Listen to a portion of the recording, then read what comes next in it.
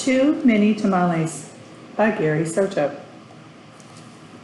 Snow drifted through the streets, and now that it was dusk, Christmas trees glittered in the windows. Maria moved her nose off the glass and came back to the counter. She was acting grown up now, helping her mother make tamales. Their hands were sticky with masa. "That's very good," her mother said. Maria happily kneaded the masa. She felt grown up, wearing her mother's apron. Her mom had even let her wear lipstick and perfume. "If only I could wear Mom's ring," she thought to herself.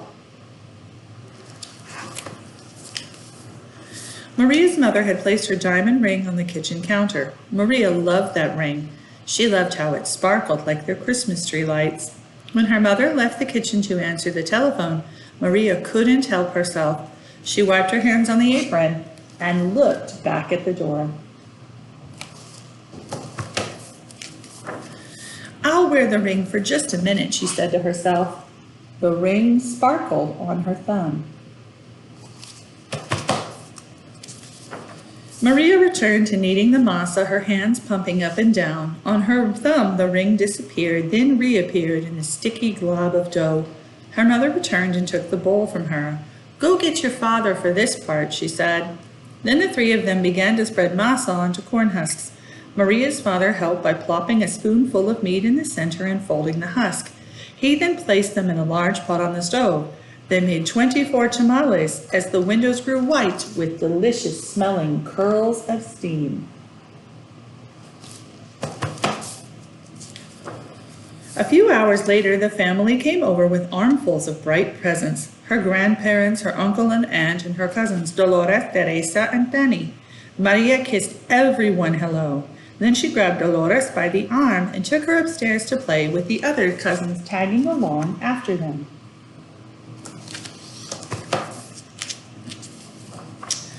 They cut out pictures from the newspaper, pictures of toys they were hoping were wrapped and sitting underneath the Christmas tree.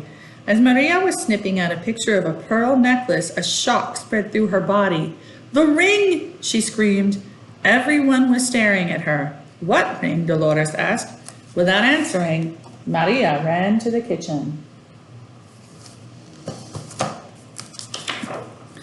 The steaming tamales lay piled on a platter. "The ring is inside one of the tamales," she thought to herself. "It must have come off when I was kneading the masa." Dolores, Teresa, and Danny skidded into the kitchen behind her. "Help me!" Maria cried. They looked at each other.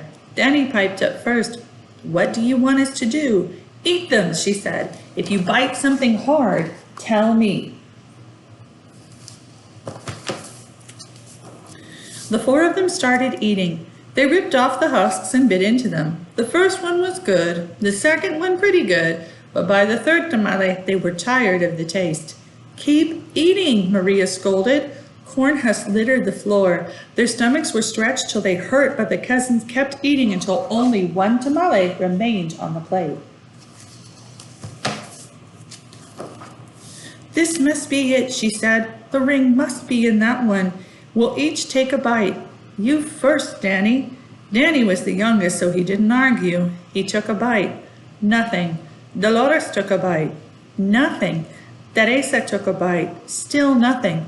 It was Maria's turn. She took a deep breath and slowly, gently, bit into the last mouthful of tamale. "Nothing. Did any of you bite something hard?" Maria asked. Danny frowned. "I think I swallowed something hard," he said. "Swallowed it?" Maria cried, her eyes big with worry. She looked inside his mouth. Teresa said, "I didn't bite into anything hard, but I think I'm sick." She held her stomach with both hands. Maria didn't dare look into Teresa's mouth. She wanted to throw herself on the floor and cry. The ring was now in her cousin's throat, or worse, his belly. How in the world could she tell her mother? "But I have to," she thought.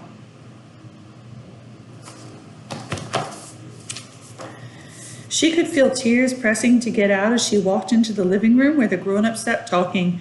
They chattered so loudly that Maria didn't know how to interrupt. Finally, she tugged on her mother's sleeve. What's the matter? Her mother asked. She took Maria's hand. I did something wrong, Maria sobbed. What? Her mother asked. Maria thought about the beautiful ring that was now sitting inside Danny's belly and got ready to confess. Then she gasped. The ring was on her mother's finger, bright as ever. The ring! Maria nearly screamed. Maria's mother scraped off a flake of dried masa. You were playing with it, she said, smiling gently.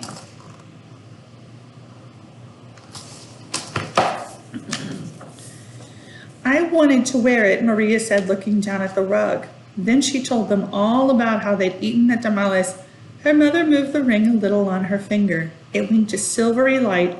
Maria looked up and Aunt Rosa winked at her too. Well, it looks like we'll all have to cook up another batch of tamales, Rosa said cheerfully. Maria held her stomach as everyone filed into the kitchen, joking and laughing. At first she felt like crying as she needed a great bowl of masa next to Aunt Rosa. As she pumped her hands up and down, a leftover tear fell from her eyelashes into the bowl and for just a second rested on her finger, sparkling like a jewel. Then Rosa nudged her with her elbow and said, Hey, Nina, it's not so bad. Everyone knows that the second batch of tamales always tastes better than the first, right? When Dolores, Teresa, and Danny heard that from the other side of the room, they let off a groan the size of 24 tamales.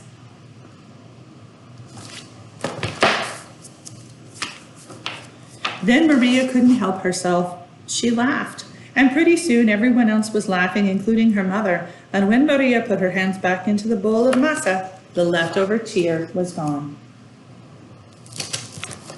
The end.